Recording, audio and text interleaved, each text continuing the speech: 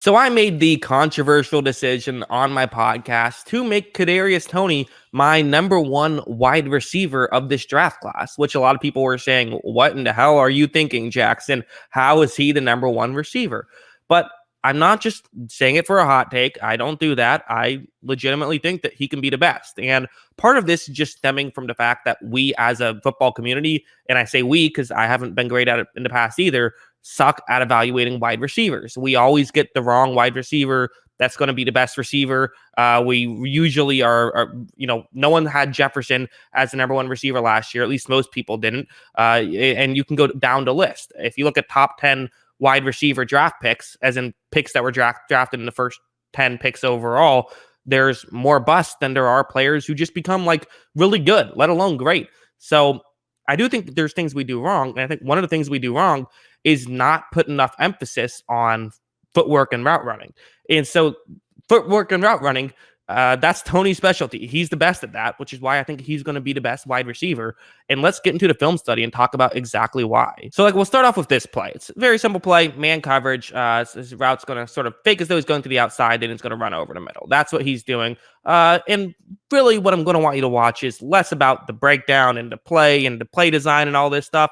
And you just want to watch the plays because it's incredible to watch. So right when it starts, you see, he's faking as though he's going to the outside. This is all fine and good and whatever. But what's really going to be amazing by Toney is going to just be how well he cuts. And one of the things he's going to do is, and you'll notice this when it happens, is how far he stretches out his plant leg. Watch this. I mean, that's just incredible. And look how open he gets. He got so open that DB almost just like stopped for a second as if he was like trying to pretend as though it was a miscommunication or something, but it clearly wasn't. That was just Toney doing what, honestly, he did all season long for Florida, which was just dominate. This one's another just ridiculous play. It's going to be a little jet sweep motion. He's going to run over the middle of the field, get to the top of the screen. It's actually going to end up just being a straight up handoff, but it's, he's in motion right before the snap. So watch how, this play starts. He takes the handoff. He's going to try and get to the edge, which he has the speed to do. That's one of the things about him is how ridiculously fast he is. But on top of this, so you see a player who's about to come in and tackle him for Missouri. There's also another player just off screen that's going to at least try and be able to make a tackle if Toney does get inside the 5 to avoid a touchdown. But again, watch this move. Toney pulls off a spin move, slows down, is able to have the footwork to do that. I mean, I'm sorry, when you can make special plays like that, you're interesting. You're a player who I want on my football team. You just are when you can make special plays like that. Now, some of you might be wondering, well, wait a second, Jackson. Aren't you someone who typically talks about how you're worried about guys who, kind of rely on their ability to make guys miss? That is something that I've talked about where it's an issue I have with Jamar Chase is I'm worried that a lot of his yards did come from making guys miss, which those are red flags for me.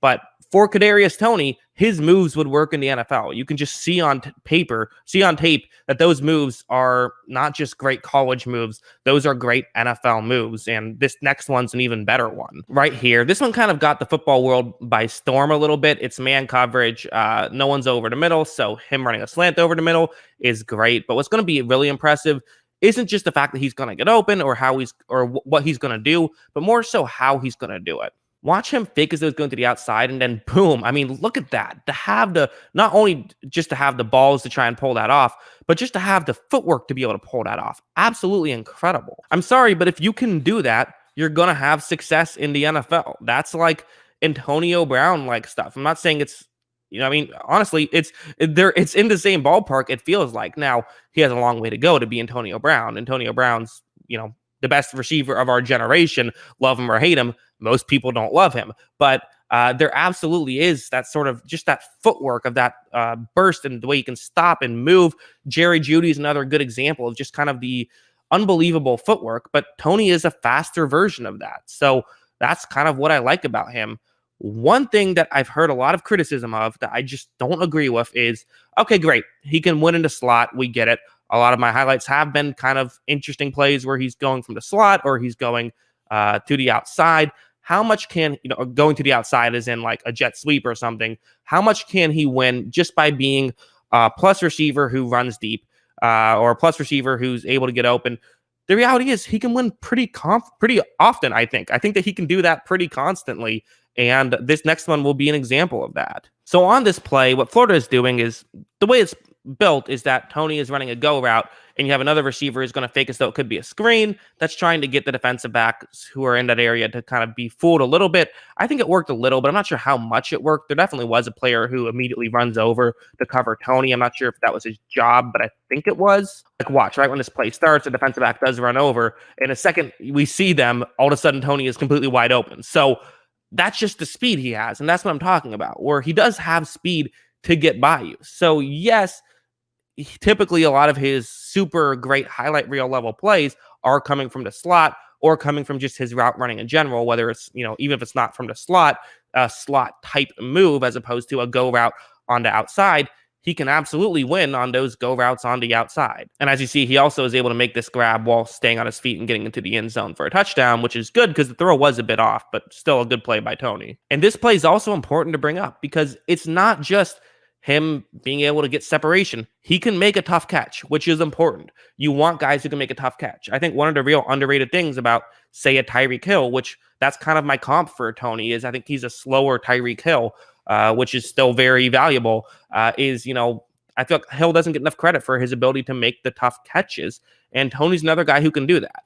On this play, he's currently lined up as a halfback. So again, he's this versatile weapon. There's a ton he can do. Right when this play starts, this is an easy throw to be made, but there's way too much air under that. Kyle Trask, what are you doing? I mean, just get the ball to your best wide receiver, not your best player. Your best player is Pitts, but Toney's the best receiver, I think. So because of this sort of high arch, now an LSU defender has a chance to run over and make a play. But watch what Toney is going to do. He is able to leap up and make that grab. That's just an impressive play. He even takes the hit and still hangs on to the football. He can make a tough catch too, which is important. He's incredibly explosive. He has the best footwork in the draft. He's the best route runner in the draft. He can make contested catches.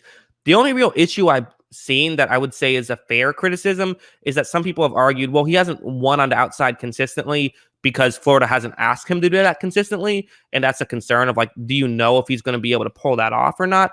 And I think that's a totally fair concern. I do think that's a fair concern. Does it bother me? No, it just doesn't. I'm not concerned about, like, that much about it, because what we have seen from him, he's been successful at. And even if he ends up not being this great deep threat, well, great. Now you have Jarvis Landry, which is still awesome. Like, you'll absolutely take a Jarvis Landry if you can get one. So I think that there's so much talent here. I am absolutely all the way in on Kadarius Toney. I think draft him if you can. Whoever ends up with him is going to be very happy, I think. There's a lot of good wide receivers. I'm not trying to put anyone else down by putting him up, but I just think you watch the tape, there's a lot he does really well. That's what I think. What do you guys think? Let me know. What are your thoughts? Am I out of my mind? Let me know in the comments below. Always love hearing from you. And of course, as always, thanks for watching.